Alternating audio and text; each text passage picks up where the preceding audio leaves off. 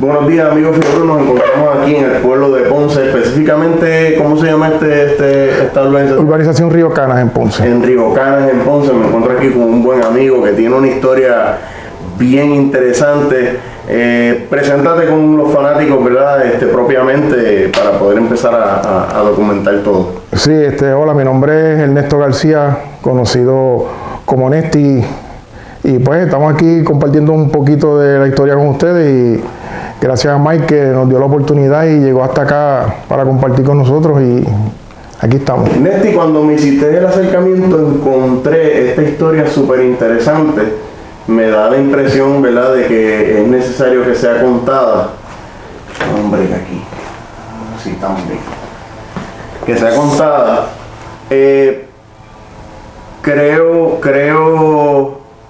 Creo que me cautivó el hecho de que me presentaras que en Puerto Rico tu vehículo, ¿verdad?, es el único con una certificación oficial de NHRA, entiéndase, ¿verdad?, un récord nacional. Eso básicamente un récord nacional en Puerto Rico ya no se ve, eso desapareció hace mucho, ¿verdad? Pero antes de llegar a lo que tú lograste, vamos a empezar por el génesis. Nesti, ¿cómo comienza esta vuelta del diario tuyo, de la historia del drag? ¿Cómo llegas a convertirte, ¿verdad?, en mecánico de...? Pues mi pasión comenzó viendo mis hermanos bregar y pues sucedió que uno de sus amigos me dijo que si tú algún día quieres ser un buen mecánico o obtener un carro como los que estás viendo en revistas o de los cajos que yo le preguntaba a cada rato de carrera, me decía tú tienes que estudiar para poder llegar a obtener eso, y cada vez que había un Camaro, un Mustang, un cajo así pasar, pues me creó curiosidad y me lancé a aprender para entonces poder ejecutar lo que era la pasión del drag. Cuando me estás diciendo aprender, ¿te ligaste a la lectura de manera directa a los aspectos técnicos? Sí, en el pasado, pues cuando pequeño, mi papá tenía un librero y me enfoqué que había un bulto que nadie miraba y lo abrí, y cuando abrí ese bulto me di la sorpresa que había un curso de mecánica. Y basado en las palabras que me dijo ese caballero mecánico amigo de mi hermano, me adentro a leer el librito y a leer los cursos, y me ilusioné en querer llegar a donde él me dijo que podía llegar, y lo aprendí desde pequeño. ¿Eras amante de la lectura o simple y sencillamente das con esa colección de libros y crea entonces y despierta ese monstruo en ti de tú decir quiero conocer los aspectos técnicos de la mecánica? Fíjate, leía poco, lo que me interesaba para aprender, revistas y eso, pero cuando vi que eso era lo que me iba a llevar, me metí a ese mundo. Dentro de esos libritos era lo único, no veía cómics, no veía nada, todo el tiempo leía eso. Nesti, en tu infancia, ¿qué marcas de vehículos marcaron el paso para hoy día, ¿verdad?, tener lo que lograste? Fíjate, a mí pues me impresionaron los Camaros. Perdóname, ¿eran los de la época? Estamos hablando de la época, 70, 69, los Challenger que se veían en la cajetera, los Impala y los Mustang, que era lo que tú al diario te tirabas y lo veías en la cajetera, escuchabas ese sonido y tú decías, wow, ¿dónde viene eso? Y como todo el mundo usaba el silenciadorcito Cherry Bomb, que sonaba fuerte, pues cada vez que tú escuchabas un cajo público yo salía cogiendo a ver qué era lo que pasaba por ahí, qué era lo que se veía. Y ese sonido peculiar pues me atrajo y me dio la curiosidad el por qué. ¿Cómo comienza a dar los primeros pasos? Cuéntame, aunque sea una historia que tú puedas decir, mira, yo descubrí que yo era bueno en esto cuando me pasó esto. Ok, el hermano mío era medio fiebrú, le gustaba coger en las clandestinas y él tenía un Impala SS y lo rompió. ¿Qué año específicamente? Yo creo que, pues, si más no me equivoco, era 6.2, 6.3, algo así, con el motor 401, algo así. Ese 6.2, 6.3. Era una joyita lo que tenía. Tuvo unos cuantos, pero del que yo me recuerdo. El top bien bonito. Exacto. Wow. Y cuando el cajón tuvo un percance, fue a mi casa un mecánico a bregar con él, y el mecánico llegó un Camaro y sonaba espectacular y ahí yo dije, wow. Y me pongo a mirar y él se dio cuenta que yo estaba bien pendiente.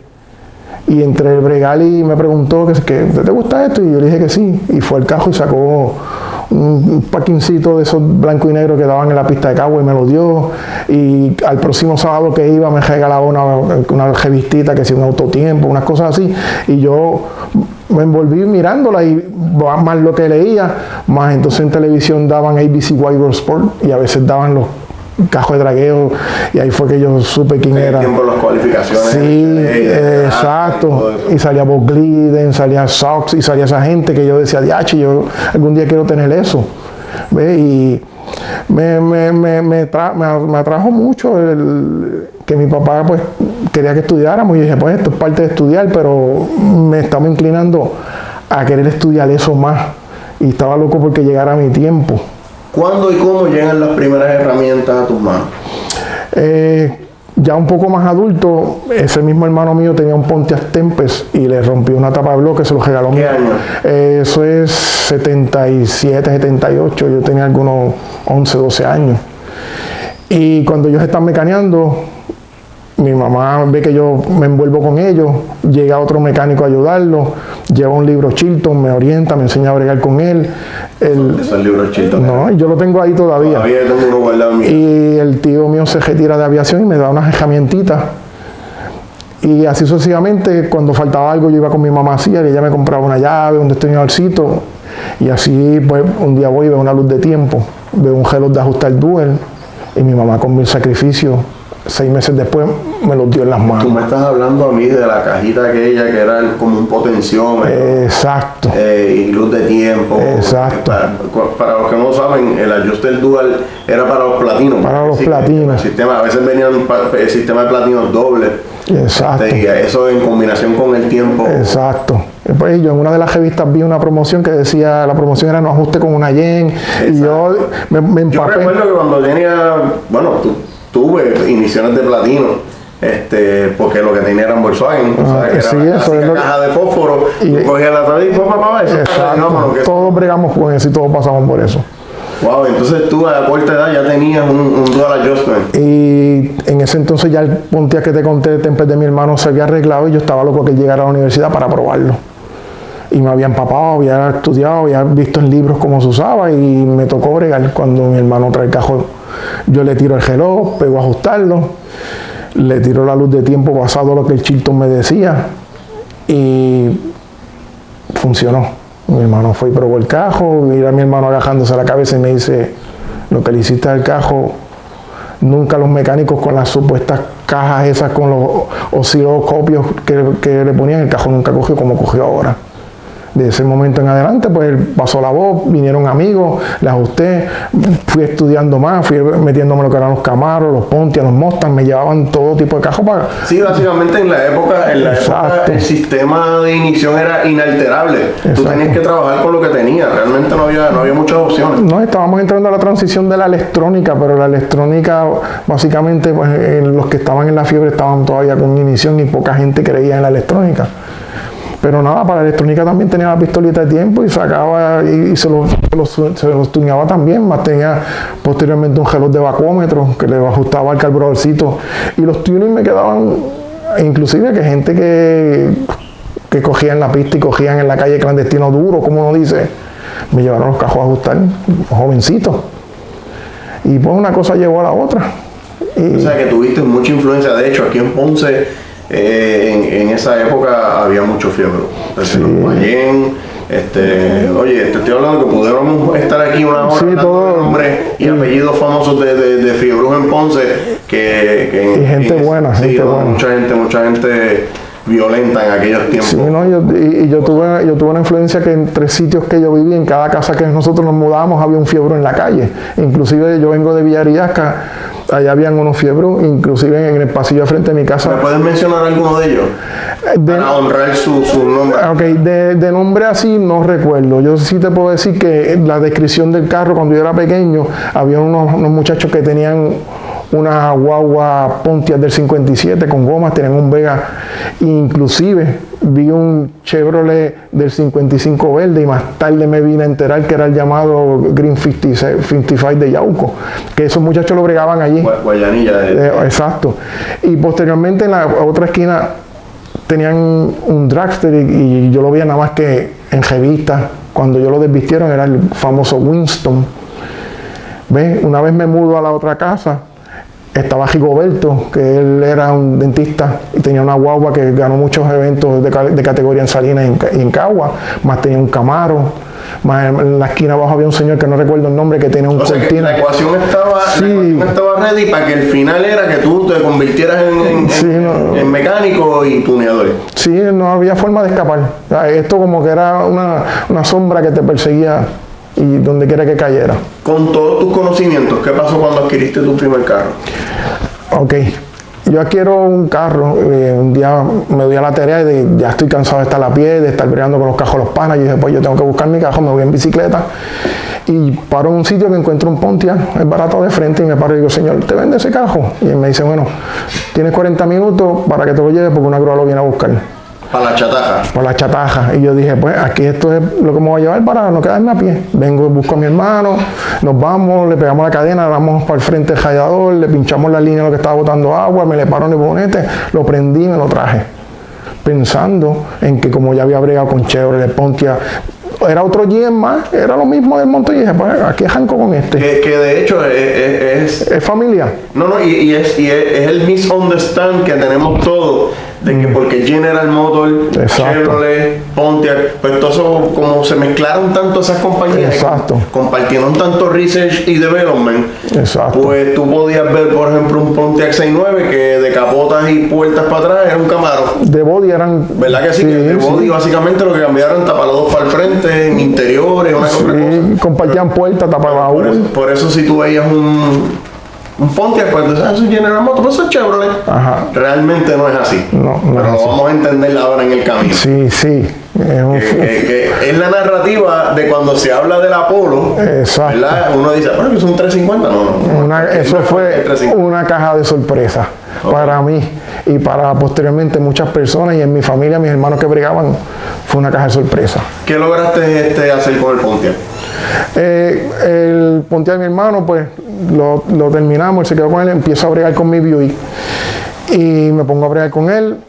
Por encima le dimos unos ajustecitos, ese cajón era de inición de platino también, lo seteamos.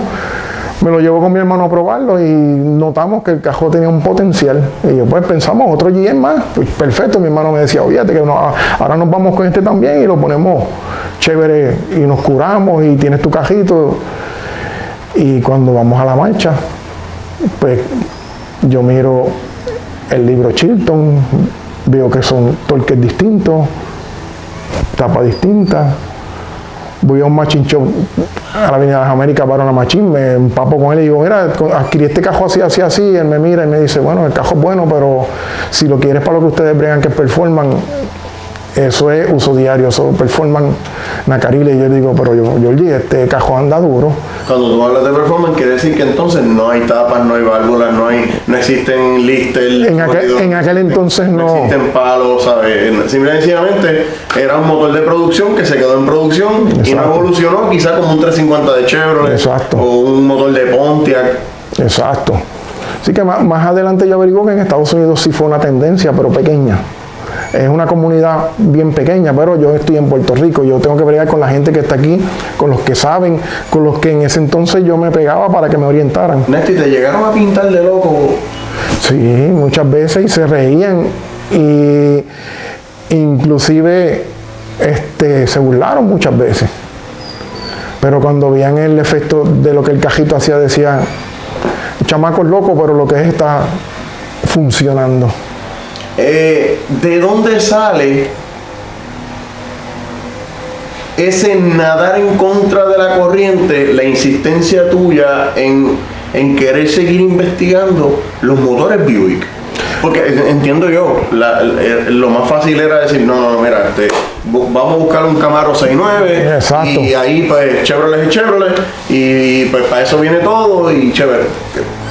¿De dónde sale la insistencia tuya pudiéramos decirlo, terquedad, ¿verdad? En un punto. ¿Cómo te conviertes en un terco de los Buick? Pues eso surge que un día, como me iba con mi hermano usualmente por ahí por las calles, que todo el mundo lo hacía, pararse con alguien en una luz o meternos los viernes y los sábados en la guancha a coger, pues un día el hermano mío me dice, vamos a dar una vuelta por ahí con el carro.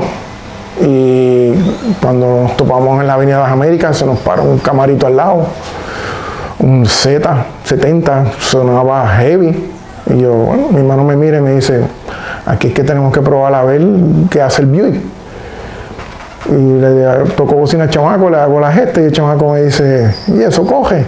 Y le dije, no, pero podemos hacer aquí toda amistad, vamos a darle paz. Y pues, arrancamos. Cuando la luz cambia a verde, pues arranco puerta con puerta con él, vamos en el tramo y pues, casi básicamente terminando la otra luz, llegué puerta con puerta con él.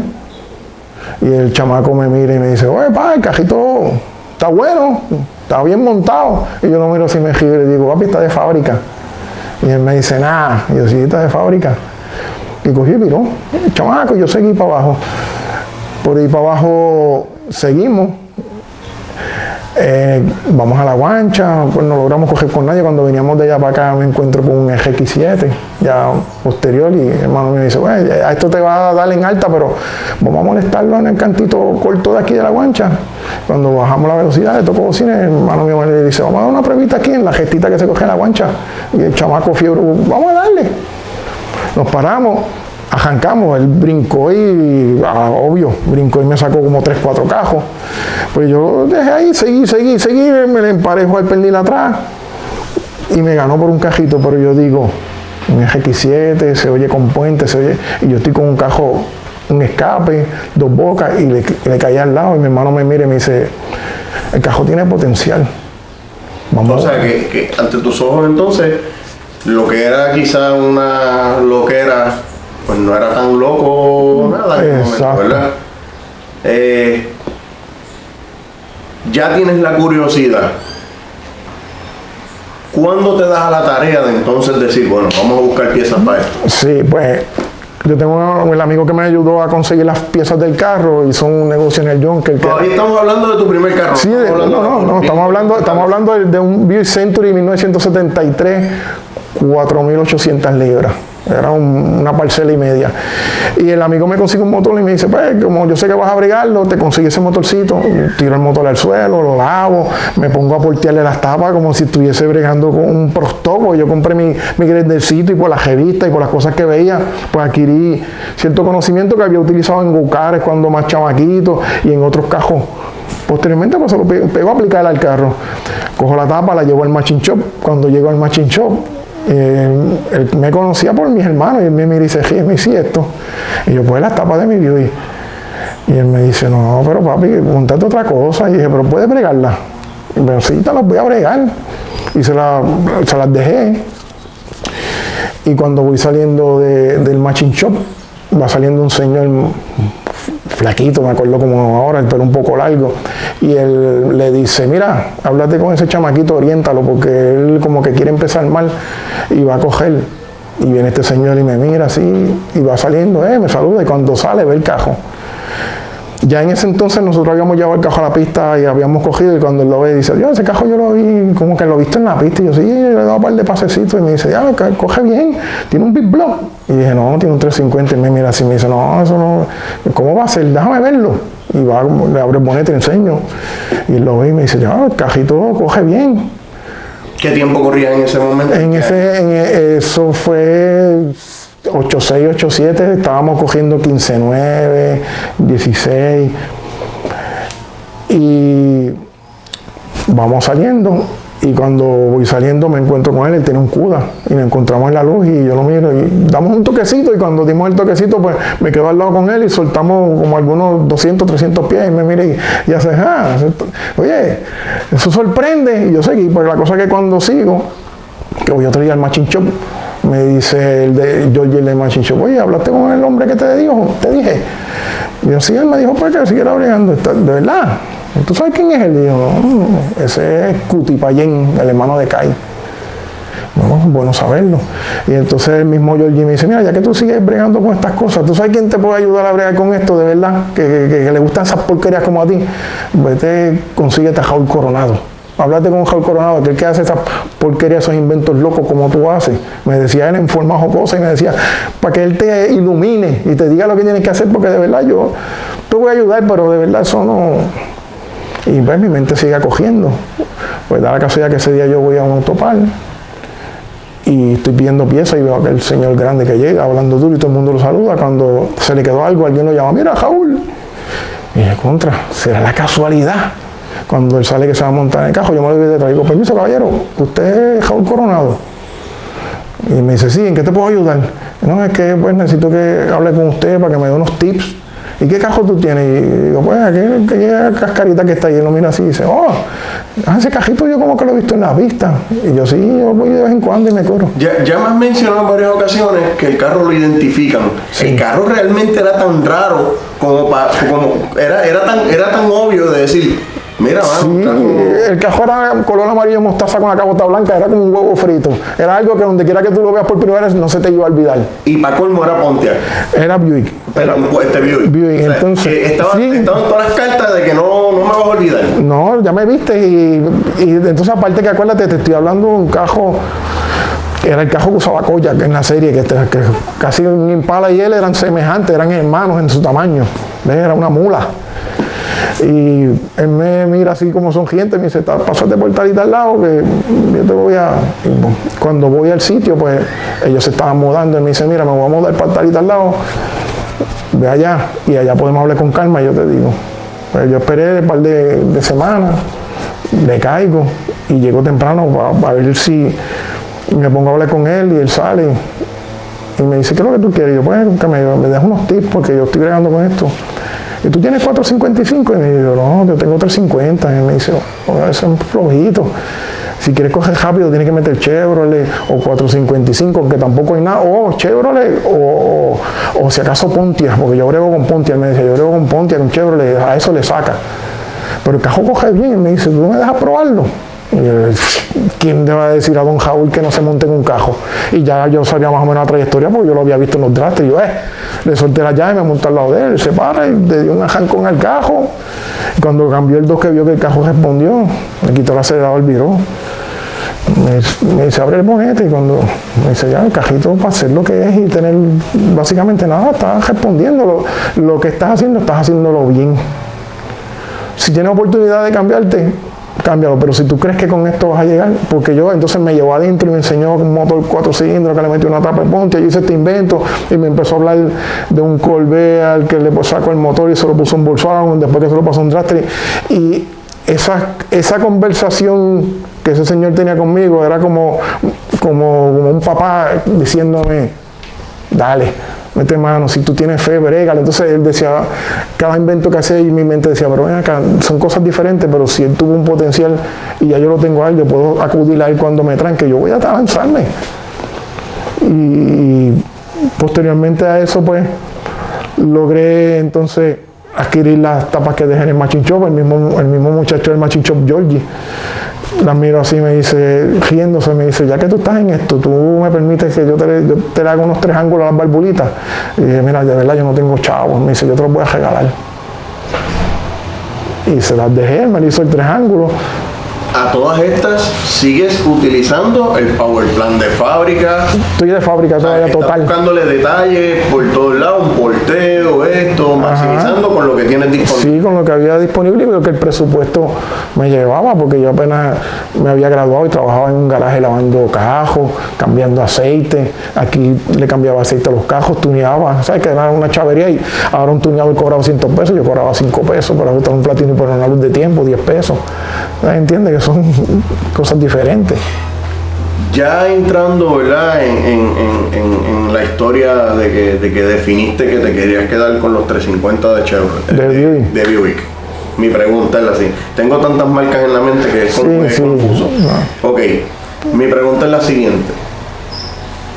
¿Qué modificaciones encontraste hacer en ese motor de Buick para el cual no venía nada?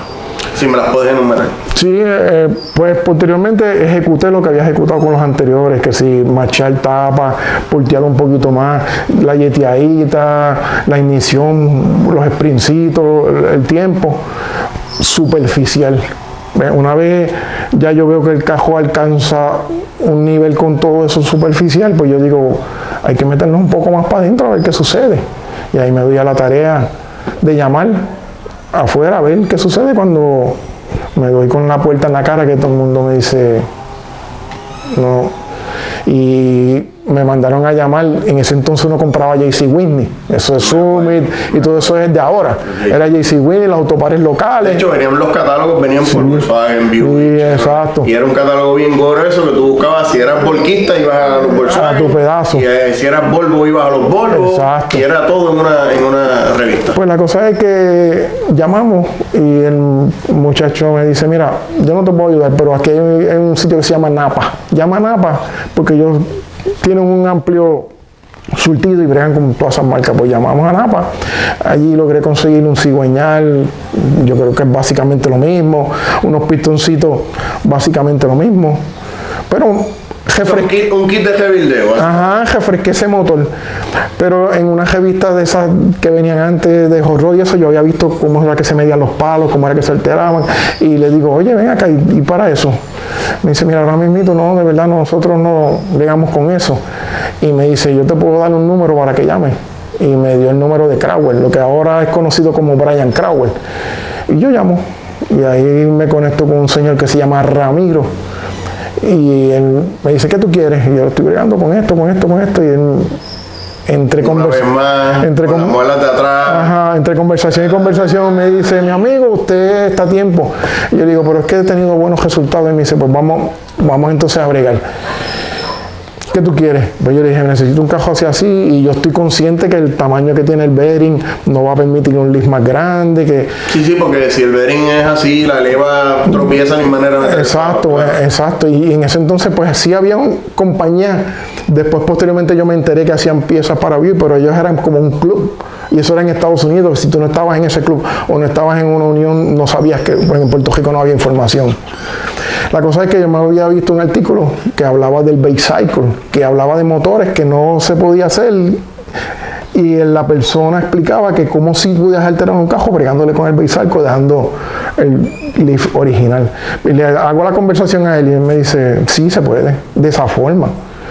Y yo le digo, pues básicamente es cortando la parte de la falda del palo, y obviamente pues eso lo que hace es que aumenta un poco el lift.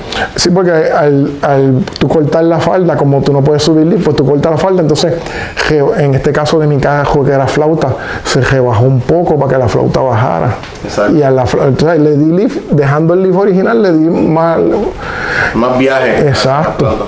Y posteriormente él mismo me dijo, trata de no hacer ese invento de cortar, porque entonces cuando tú vas a estapar el lift va a aumentar. Pues cogió y me diseñó las varillitas ajustables. Entonces yo dije, ya aquí la película se ve de otra forma, porque ya yo tengo control, que voy ajusto, que no ajusto. Y me envió un palito que yo decía, pero dentro de los números que yo saqué, por la limitación del lift, era bueno, pero comparándolo con lo que yo le había montado a Chevrolet, a los Camaros y a los Mustang, yo decía, pero esto es como muy chiquito para que dé algo. Pero él es el que sabe. Y me envió un palito bien pequeño. Sacamos el palo del cajo, montamos el eje de leva, y cuando prendimos el cajo ajustamos a cero porque era hidráulico. Ya esa escuelita del Buick, ¿verdad? Era ya más que suficiente, ¿verdad? Para tú verle futuro a eso. Específicamente, ¿cuál fue el mejor tiempo que tú le sacaste a esa parcela con todas las pocas cosas que pudiste conseguir? Esa parcela le logramos sacar 1360. ¿En qué tiempo? Aproximadamente. ¿80 y pico? Sí, estamos hablando 86, 87. O sea que ya los Grand National estaban en los dealers. Los Grand National estaban empezando a salir como innovación. El Grand National conocido, lo que como todo el mundo conoce ahora, el T-Type, porque ya ellos traían una trayectoria que lo tenía el que podía o el que lo podía traer, porque ellos vinieron poco. Sí. Pero el Grand National 87, que es el papá de los Grand National, pues era quien estaba empezando a salir. Me llama la atención de que era un motor básicamente nuevo, era casi imposible conseguir un swap. Te mantienes entonces en los V8. ¿Cómo aparece el Apollo a la ecuación? Que entonces ya estamos entrando en lo que es el crudo de la entrevista. El Apollo aparece porque yo tengo un amigo que se va a Estados Unidos y pues ya yo el cajito estaba cogiendo bien en esos tiempos y yo en un futuro pensaba pues cualquier cosa para mejorar me muevo para Chevrolet, me muevo para Ford, yo no tengo discreción con ninguna marca, yo he hecho a coger lo que me plazca, pensaba yo. Y me llama un amigo y me dice, ¿tienes el Buick todavía? Y yo sí, me dice, sigue bregando con él. Porque aquí donde yo vivo hay una comunidad de Buick y los Buick se cogen desde Big Block, Small Block, 6 cilindros, ahora entraron los Grand National también y ¿sabes qué? No he visto ningún Buick 350 aquí coger los 13. Sigue bregando. Estás hablando 350 conservando lo que es el bloque original, exacto, transmisión original y diferencial original. Y un cajón de uso diario. Ok. Hay un movimiento en los Estados Unidos. Exacto. Ese movimiento te da esperanza. Sí, porque entonces... Porque entiendo yo que ya estaba ocurriendo maybe mejor que de lo que te habían informado en los Estados Unidos. Exacto, para los efectos de Puerto Rico no estaba tan rápido como los Chevrolet ni los Mustang, estaba dentro del grupito de los promedios, pero entonces, según él me cuenta, para los efectos de Estados Unidos estaba un poquito al top de lo que eran los 350 de ellos allá, con pocos recursos y con inventos. Ahí es donde entonces tú dices, oye, pues yo no tengo cualquier cosa. Exacto. Eres parte de la comunidad de los Buick que básicamente nadie quiso. No, porque más allá del Grand National, ¿qué otro carro ellos tuvieron que fuera No, y en la pista se vieron, yo vi un par de Buick cogiendo Skylar 350, pero eran nitrosos. Y básicamente estaban cogiendo casi igual que lo que yo cogía. Y eran nitrosos. Y Big Block, que ya esos eran los más veloces, pero yo me enfoqué más en lo que yo estaba bregando acá. Y yo no quería meter un sistema de nitro por lo pronto, yo quería aspirado de uso diario, ese era mi cajón de trabajar, ese era mi cajón de moverme, que no lo iba a romper tampoco. ¿Qué fue lo mejor que corriste aspirado con esto? Este cajito...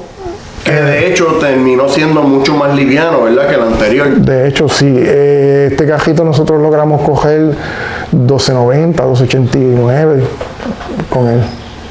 Aspirado, tapado. Muy bien.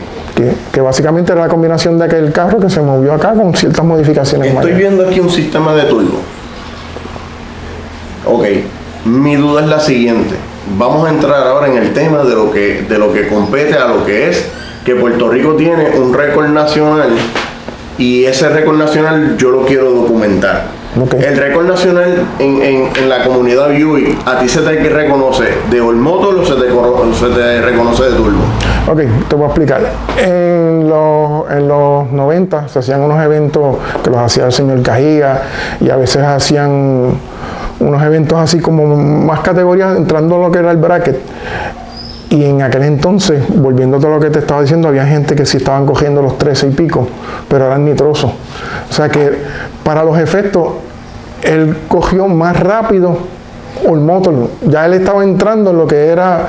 En la comunidad de Buick. Ajá, All Motor. De récord nacional. Exacto. Ok, pero tu récord actual, o sea, la certificación que ellos te dieron, ¿fue siendo All Motor o ya fue con todo, o sea, cumpliendo con todas las reglas de lo que era la categoría con el sistema turbo? Tengo una certificación no turbo. Ok. De esos eventos. De tus pases cuando era All Motor. De cuando era All Motor. Esa certificación, ¿cómo se da? Pues como te expliqué, el chino hizo unos eventos y pues él trataba de cogerlo lo más cercano a lo que eran las categorías dentro de lo que era el bracket. Y yo me presento... ¿Categorías existentes reguladas por el reglamento de NHTSA? Por el librito. Ajá. Aunque se coja por el bracket, pero entonces pues él te clasifica porque tiene mucho conocimiento en eso y al yo ir, pues cogí para los efectos el único Buick aspirado en ese tiempo. Y una vez pues tú das el pase, pues entras en... ¿Con qué tiempo te certifican? Ese tiempo lo certifico con 1290. ¿Qué se corría en los Estados Unidos? En ese entonces los Buick en Estados Unidos estaban cogiendo aspirado 350, estaban cogiendo en los 14. O sea, tú me estás hablando que tú estás corriendo casi punto y medio, un segundo y medio, mucho más rápido que lo que se corría en ese entonces en los Estados Unidos. Exacto, estamos hablando 90, 91 por ahí. Según el relato que me dio el amigo mío que vivía allá, iba a los eventos y él sacaba la tarea de ir porque era fanático de los Buick. Ok, esa certificación, ¿en qué posición a ti te pone? Fíjate, me dio pie a pensar y a hacer una retrospectiva en decir, pues, tengo que seguir bregando, no pensar de que la gente me dijera cámbiate, que es esto. Y me centré en lo que era coger ya una categoría, no buscar. Yo no lo busqué como un récord, yo lo estaba buscando tener un cajón para coger categoría con todo el mundo. Muy bien, háblame y descríbeme exactamente el récord del Apolo. ¿En qué categoría entonces nosotros como puertorriqueños ostentamos ese reconocimiento? Para los efectos, eso vendría siendo lo que eran las antiguas categorías Street, o más bien lo que era la categoría Heavy Eliminator, más o menos, cuando eran las categorías, lo que vendría siendo eso. ¿Qué vigencia tiene ese récord? Todavía está vigente, o sea, todavía en las categorías, al desaparecer la categoría se queda, o simplemente te honran porque en ese momento de la historia exacto, llegaste a ser el más rápido. Sí, en ese momento pues llegué a ser, y hasta lo que yo tengo entendido, posteriormente en Puerto Rico nadie lo hizo, ya todo el mundo nitroso se movieron, cogieron, ¿sabes? Los 12, cogieron 13. En Estados Unidos pues ya entonces ya una persona financió de Canadá y ellos se movieron, empezaron a hacer ya más modificaciones ayudados por constructores ya de piezas de Buick, pero eso no estaba llegando a mis manos, eso se quedaba allá. Y ellos pues ya empezaron a llegar aspirados. O sea, en Arroyo Habichuela, tú ostentas un récord del Buick 350 Small Block con motor original, ¿verdad? Más rápido del momento en el que se hizo. En el momento, exacto. Esa certificación, ¿cómo llegó entonces a tus manos? ¿Se hizo de inmediato un papeleo? Porque me imagino yo entonces que Necharey tenía que hacer una investigación de esa categoría para entonces ver en dónde a ti te acomodan. Lo que pasa es que eso es más local, porque en ese entonces la pista de Sabina básicamente se regía bajo el reglamento de Necharey, pero no daba hasta lo que yo tengo entendido, no daba el diámetro. Y una certificación era, como decir, del evento. Te dieron un reconocimiento por ese eventito, que para mucha gente no significa nada, pero para mí sí. ¿Ves? Porque fue un esfuerzo. Y la pista ahora es que tiene el diámetro para hacer Necharey. En ese entonces, en todo caso, podría ser IRRA, porque aquí se cogía 4 cilindros, 6 cilindros, y en la Necharey es categoría. O sea, nosotros cogemos bajo un reglamento de una entidad. Pero en ese entonces, hasta mi entender, la pista no daba el diámetro para hacer una pista Necharey. A fin de cuentas, entonces, ostentas entonces esa certificación como el 350, el Buick 350 más rápido de ese entonces. Exacto. ¿Cómo te llega la certificación? Pues, dado a ese evento, yo no estaba pensando en nada de eso, pero cuando mi amigo me llama, que me dice para llevar el carro, él adquiere un Grand National allá y él va a unos eventos en Estados Unidos que son la Buick National, y él estaba en un club que iban a hacer unas corridas todos los años allá, y él se entera que hay un reportero allí que va a hacer un reconocimiento a los cajos por categoría, los Grand National, los Big Block, los 350.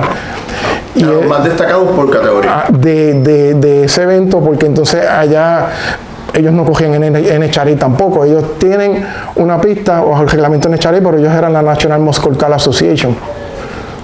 No es menos válido porque era una entidad. Una asociación igual. Exacto. Entonces él habla con ese reportero y le dice, mira, que en Puerto Rico yo tengo un amigo que tiene un cajito así, así, así. Y el reportero dice, güey, suena interesante, porque que yo tenga conocimiento acá, nosotros no tenemos ningún Buick 350 andando así. ¿Tú puedes conseguirme esa documentación? La cosa fue que se la envío y él me llama y me dice, vamos a tratar de traer el cajón para acá, porque acá el cajón tiene futuro.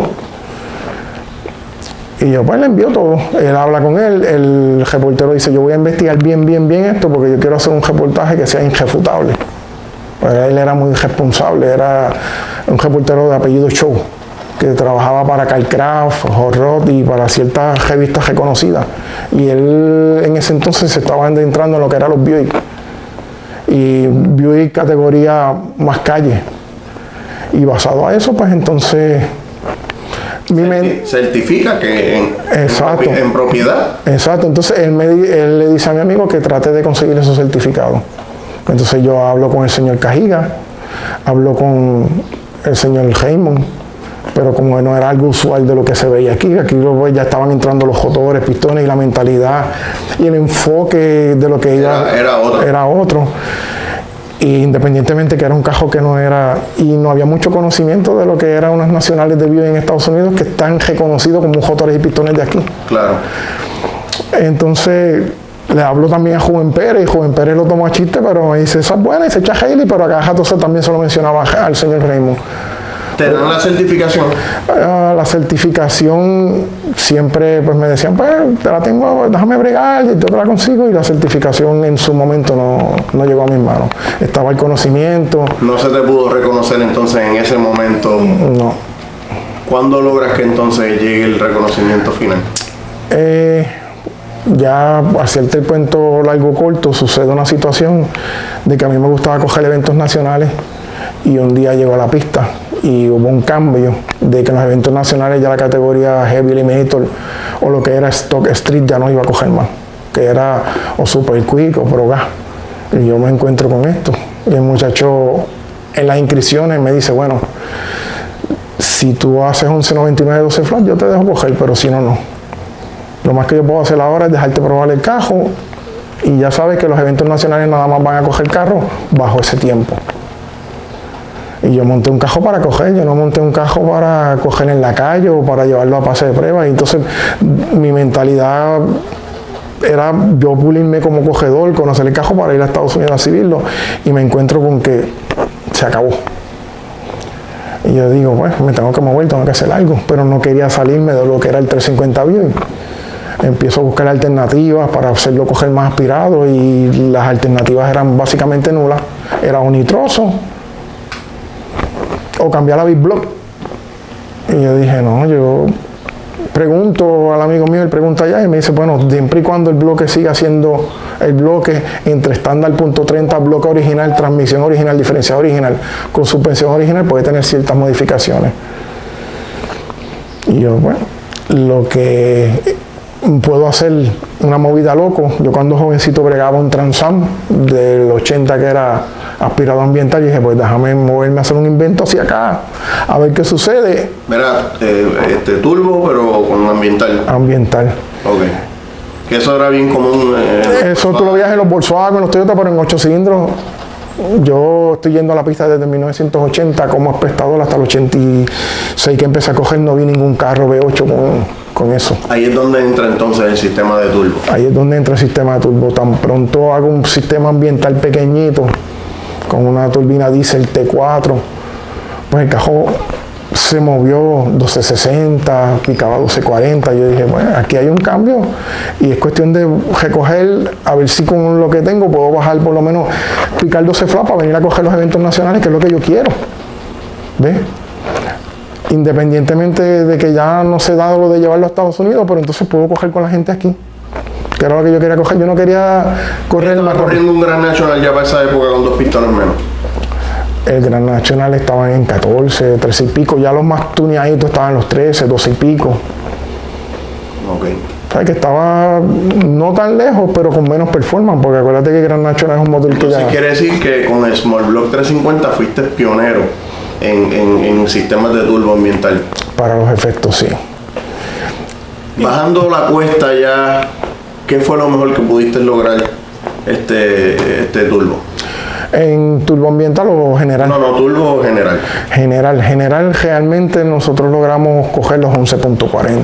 Ok, te hago una pregunta.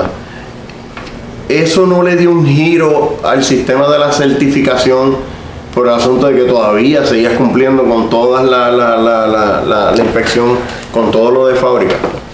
Mi amigo averiguó allá y la persona dijo pues que dado que el motor no tenía equipo, estaba manifold, se podía dar la casualidad que lo podían llevar a coger entonces en super stock. Si se lograba probar de que solamente tenía un turbo y no tenía nada que fuera sobre los parámetros de lo que era en aquel entonces, porque básicamente para ellos era casi nuevo también. Okay. Y él le dijo, no, es un cajón de calle de uso diario, tiene esto, ¿sabes? Y hasta lo que yo tenía entendido, allá te medían algo por la tapa y te verificaban si tenías compresión y si era. Y yo, bueno, yo estaba claro de que el motor mío estaba básicamente stock. Para moverse, realmente lo que lo iba a llevar a esos tiempos era el turbito, que era lo más. Hoy día, ¿qué documento tú tienes en tu poder que te certifica con ese récord? Ok, posteriormente se hizo otro evento de cajo de calle, así similar al anterior que se había hecho, que lo hizo también el señor Cajiga, y hubieron varios eventos en el medio, pero ya para el 95-96, pues yo voy con el turbo. Y me tocó certificar, pues hacer un pasecito dentro de lo que era el evento. No estábamos buscando nada, ni pretendiendo nada, simplemente un fiebre más que quería coger, que quería curarse. Me paro y hago un pasecito de 11.50. Después el cajón sigue cogiendo los 11.50. Como te dije, él logró hacer 11.40, pero surgieron ciertas situaciones que ya en la inspección, de la inspección me dice, te estoy velando. Si el cajón mete más de 120 millas, tiene que hacer un hold bar 6 puntos, porque yo tengo 4 puntos nada más. Entonces estamos hablando que es mi cajón de uso diario. Y dije, espérate, ya no puedo picar para allá abajo porque yo no quiero un 6 puntos, porque ya no es un cajón de uso diario. Ya si lo hago 6 puntos, ya caigo en otra categoría. Entonces ya empezaron cosas a ponerme el freno dentro de estar de lo que era, dentro de estar donde yo quería llegar, y dejar el cajón puro a lo que... Quiere decir que por mantener la pureza de lo que es la categoría y honrando la categoría, preferiste frenar el carro en el tiempo. Exacto. Y dejarlo allí para entonces no violentar lo que eran las reglas. Exacto. ¿Eso te benefició entonces para la certificación eventualmente? La mentalidad era esa. Volvemos a lo del evento. Yo fui a coger ese evento sin ninguna mentalidad de que iba a haber una certificación, de que iba a haber nada, pero dada la situación que yo estaba pidiendo la otra certificación, pues hablo con Juven y le digo, Juven, ahora me tienes que, así en broma en serio, le digo, me tienes que dar otro certificadito porque ahora ya ande más duro. Y entre chiste y chiste le dijo, no, yo brego con Raymond ahora, el cajón está andando chévere. Y hablaron con él. Y pues me dijo, no, pues ponlo a coger un poquito más, a ver qué. Ahí llega el 11.4. Sí, exacto. Pero entonces, pues, se da ese evento. Hablo con el señor Cajiga, el Chino Cajiga, le digo, mira, Chino, necesito esto y esto. Le hablo lo que se había quedado en el tintero, lo del reportero, de lo de que entonces había interés de llevar el cajón a coger esos eventos. Ya yo estaba pensando, fuera en la categoría que cayera, era llevarlo allí y sentarlo. Pusiérame con quien me pusiera, a mí no me importaba. La cosa era de que el cajón fuera un cajón de calle, fuera un 350 Buick y un cajón de uso diario, independientemente. ¿Cuándo entonces te sorprende que llegó el reconocimiento de la certificación? Pues pasaron una serie de situaciones. El enfoque de la pista eran los 4 cilindros, eran los Pro, eran los cajos en ese entonces. Sí, evolucionó todo. La evolución, exacto. Y no fue que yo me quedé y no brinqué con ellos, fue que yo quería hacer eso. Porque yo podía rápidamente montar un Camaro, montar un Big Blow, montar un Nitroso y irme para los 10. Pero entonces ya el cajón no tenía tubería para aguantar esa velocidad, ya el cajón había que hacer otro cajón y ya se perdió lo que era la mentalidad de eso. Pues le hago el acercamiento a ellos de nuevo y sí, nada pasó. Sigo cogiendo el cajón, hablo con el señor Chino, él dice que lo está conversando, sigo cogiendo el carro, señor Raymond López, tenemos la mala noticia que fallece. Y entonces yo digo, pues, ya nos olvidamos de certificación, nos olvidamos de todo. Ya no fui a Estados Unidos, pues vamos a dejarlo como pues, mi cajito, mi invento. Me quedo con la conformidad que... Satisfacción personal. Sí, y fui, si no el primero, uno de los primeros cajos turboambientales V8 en Puerto Rico. Esa satisfacción fue mía. Posteriormente de eso empezaron a salir los V8. Años después de que yo estaba cogiendo empezaron a llegar los Mustang, empezaron a llegar cajos ya con un nivel brutal porque tenían computadoras, tenían inyectores extras, tenían motores high performance, no un low performance. Pero yo decidí quedarme en lo que era porque yo estaba bregando con otros proyectos de mis amigos. Y guardaste el carro. Y pues decidí dejar el carro en su estado original. En su estado original, pensando en el momento que llegara la certificación, que la certificación hiciera para poderlo llevar. Entonces uno de los amigos que estaba bregando la situación allá para llevar el carro fallece. El otro amigo se hizo jefe de la General Motor Corporation y lo transfieren, pierdo contacto con él. Y logró de un modo u otro comunicarme con el señor Cho, con el reportero. De manera directa. Ajá, y él me dice, sí, yo lo tengo en agenda, pero necesito las certificaciones. 2009 logró hablar con él. Ya yo, pues, básicamente había guardado el carro, habló en la pista, el señor Germán López no estaba, el señor Pérez, da la mala pata que tenía conocimiento, independientemente de los de las inscripciones, los de los chequeos y los de las mismas luz saben, porque ellos vieron el carro y pues estamos hablando de 10 años, 11 años, más posteriormente se llevó 5 o 6 años después en eventos esporádicos, ellos saben que el carro existía. Pues lo dejé por perdido. Me comunicó con el señor Chover, me dijo, sé y estoy consciente, y he seguido averiguando, y al sol de hoy tu carro sigue estando entre los primeros 5 más rápidos. ¿En estas condiciones? Y yo le dije, yo le hice un inventito, le puse esto, y me dice, sí, como quiera, porque está original y está de calle. Está entre los primeros 5 más rápidos porque ellos se movieron a usar crán seco, ellos están usando bombas de agua, ahora están usando tapas en aluminio, están usando válvulas grandes. En su estado original, entonces tú eres un top 5 de los récords a nivel nacional. Y lo dejamos pendiente. Vuelvo y hablo con el señor Cajiga, trato de comunicarme con documentalistas de la época, trato de comunicarme con los... O sea que el simple time slip no te vaqueaba nada. No, exacto.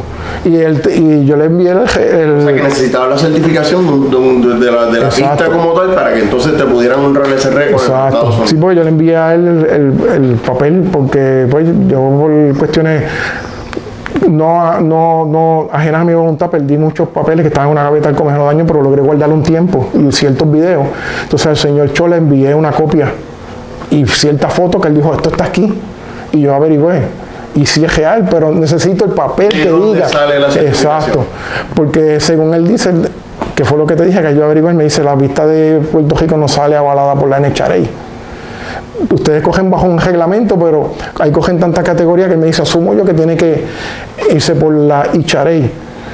Entonces, volviéndote un poco atrás a lo del amigo mío, él había certificado el carro, lo había inscrito en la National Muscle Car Association. O sea que ya el carro tenía un sitio que estaba esperando que el carro llegara, porque lo había puesto como su carro allá, le había hecho un cierto de cosas que ya el carro estaba esperando para llegar a coger en los eventos de los Viewing National bajo la National Muscle Car Association. ¿En qué año llega la certificación? Pues da la cuestión que para el 2016 me comunico otra vez con el señor, para el 2015 me comunico con el señor Cajiga. Y él me dice, te voy a averiguar esto, te voy a chequear porque ahora es más difícil porque Jaime no está el señor Pérez, pero yo sé qué pasó. Y hasta lo que... Él llegó a ser inspector también de eso. Y hasta lo que yo tengo entendido, alguien en Estados Unidos me dijo que él es o delegado o encargado de la NHRA aquí en Puerto Rico. Él es uno de los delegados. Exacto. Y él me dijo, sigue bregando con él, que él es el que te va a ayudar. Y yo, pues, ya yo no cojo, pero eso está ahí. Pues vuelvo y lo llamo. Y él me dice, mira, en tal y tal día yo voy a dar un evento. Y yo sé que eso pasó. Y sé que sucedió porque fue en mis eventos. Y yo te voy a dar la certificación. Pues da la cosa que él me la da. Pero me da la certificación, como te dije, del evento. Hablo con, en ese entonces, una persona ya que era el que estaba encargado de las cosas del señor Cho, porque ya le había subido a un nivel de documental que no estaba accesible. Y logró comunicarse, él dice, sí, el certificado está chévere, pero no dice que es de la pista. Necesitamos que diga que es de la pista. esto es de un evento que los reconocieron y sí se sabe, se tienen los tiempos, se tienen las fotos, se tienen videos, pero necesitamos que la pista diga que este carro cogió allí. O sea, que fue otro frenito. Yo llamo a la pista, hablo con el señor, hablo con la pista, con la mala noticia que en el 2016 el señor Cho falleció. Entonces ese papeleo lo cogió otra persona para documentarlo 2020-2021. Y yo pues, ya dije, pues ya la historia se perdió, vamos a dejarlo a nivel local, el que sabe, sabe, el que no sabe, sabe. Pero me encuentro con un cogedor viejo, un amigo mío me dice, bueno, ¿y qué pasa con tu carro? Y yo le conté y me dice, no, eso bueno, la gente tiene que saberlo.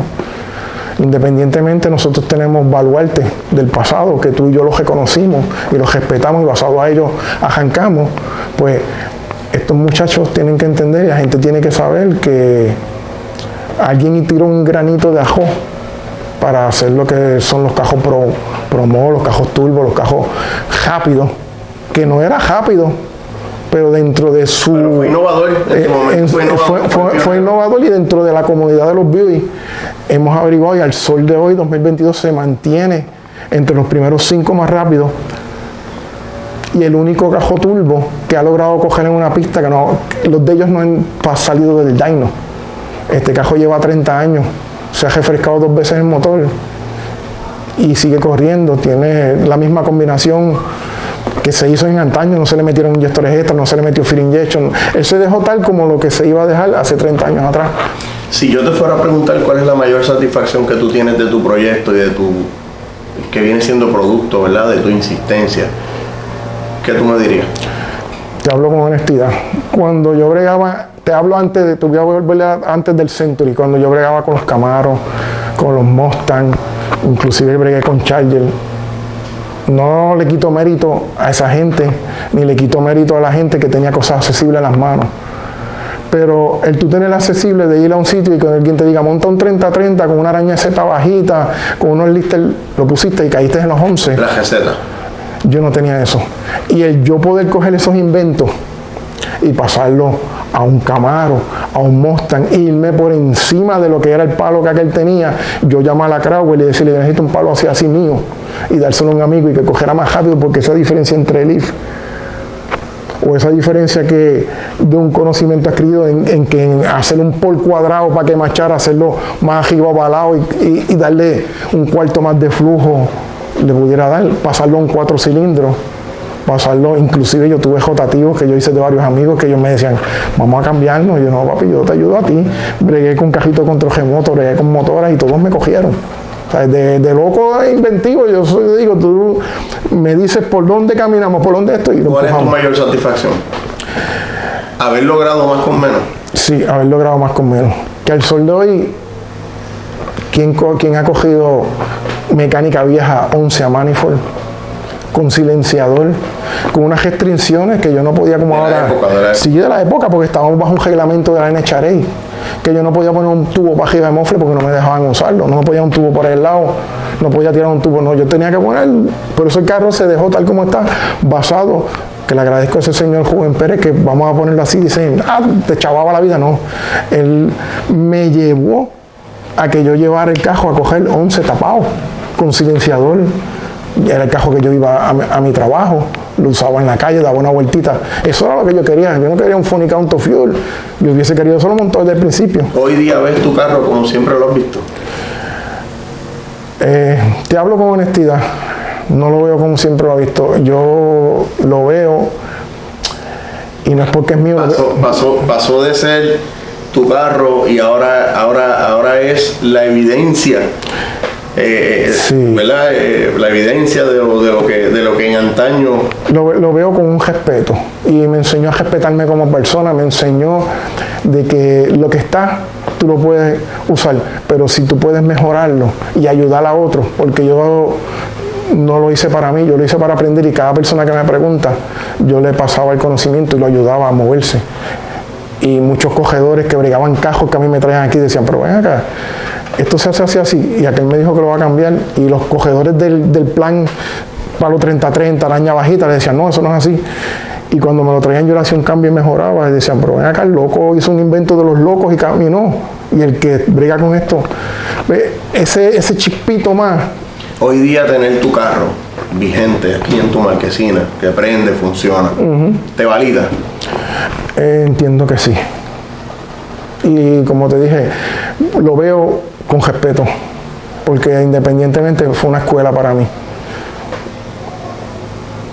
Es bien curioso, gente, que podamos tener personas que hoy día cuenten su historia y que más allá de poderla contar, la pueden vaquear teniendo su proyecto al lado. Muchos cuentan la historia, yo tuve, pero la real no tienen el proyecto disponible, no existe, ya lo vendieron, desapareció, y queda solamente fotos, videos y recuerdos.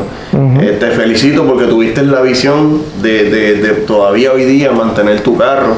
Lo estás exhibiendo siempre que tienes la oportunidad, ¿verdad? Con el Club de Ponce. Sí, con el Club de Autos Elegantes y Exóticos de Ponce somos miembros y estamos sumamente agradecidos que nos dé la oportunidad de llevar la historia del carro con ellos. Y hoy se documenta la historia de una época en la que también se debe reconocer, ¿verdad?, los esfuerzos de cada persona, y este caballero, sin duda alguna, pues debe ser más que motivo de orgullo, ¿verdad?, de poder reconocer tu historia y poder reconocer que hoy día tenemos el Apolo y que en un momento de la historia, ¿verdad?, un puertorriqueño todavía hoy día ostenta un récord de los 5, de las primeras 5 posiciones de un motor 350 de Buick. No, y el único turbo que ha logrado coger sin romperse, porque los de ellos no han pasado de dyno.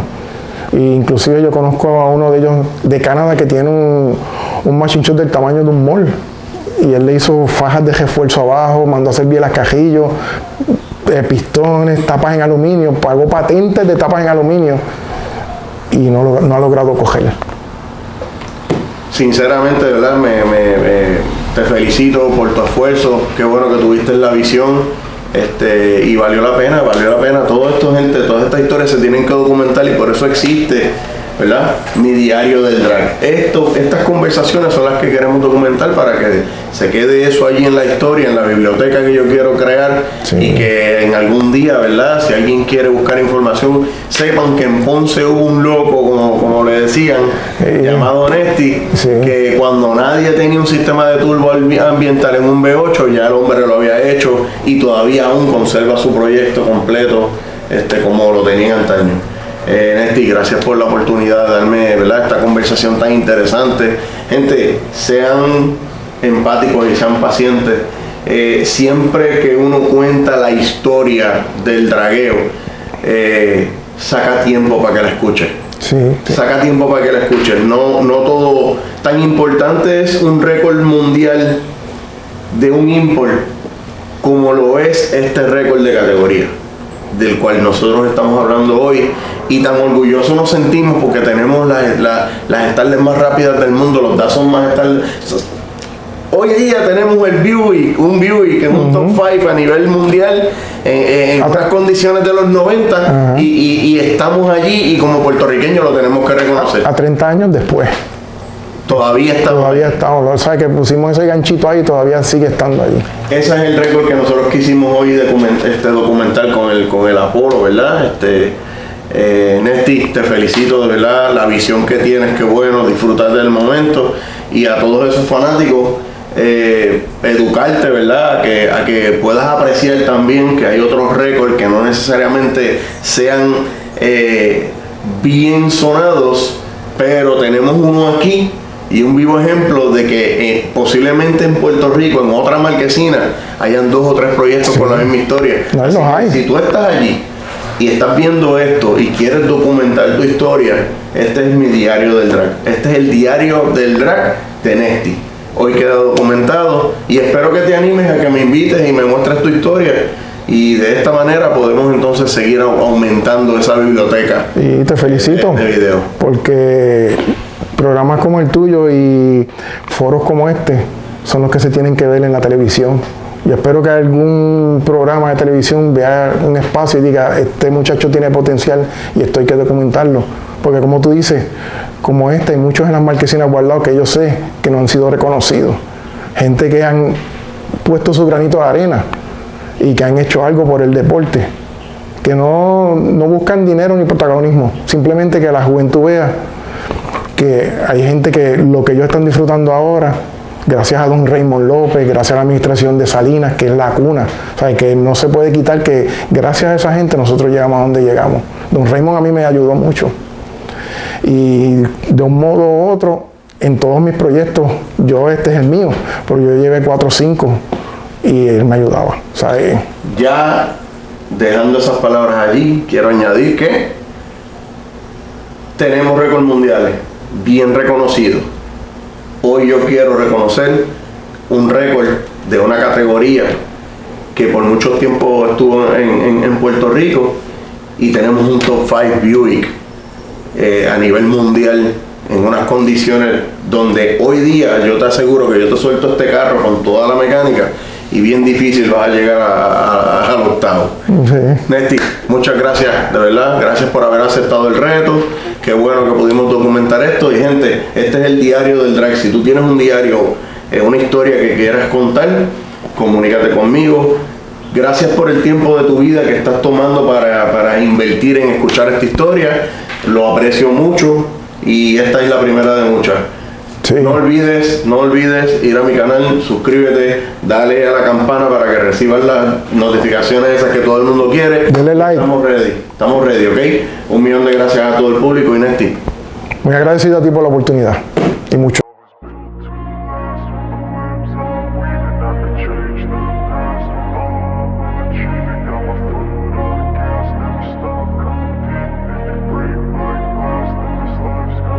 I wanna be the best in the game, invest in my name. Check no restraints, I'm obsessed with the pain. I ingest, I retain, assess and I change. Possessed by the thought I'll be free one day from society's restraints. Money, clout and fame, mud, disease, a plague. We all love to hate, have to play the game, have to make a name. All our insecurities are on display. This is war with the enemy, think that it was meant to be. Living in a time where disease is on every screen. I won't let them fester me, I know most are festering. Negativity is a plague for the mentally weak.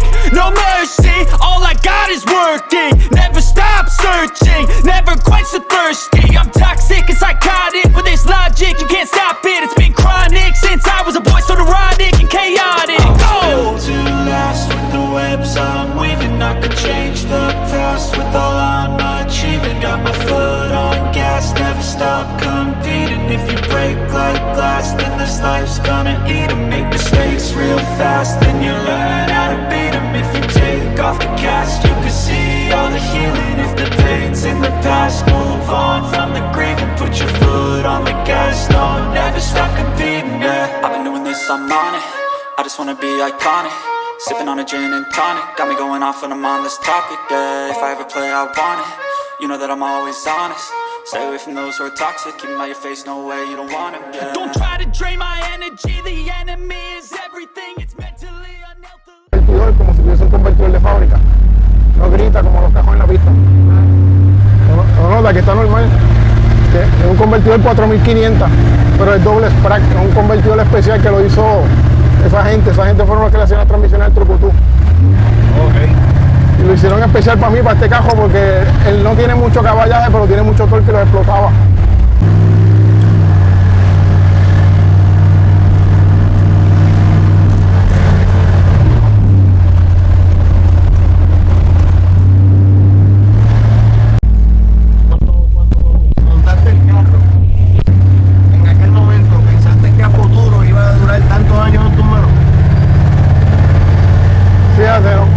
Pensé que iba a tener otro cajo, otra máquina, no pensé que la historia me iba a llevar a esto.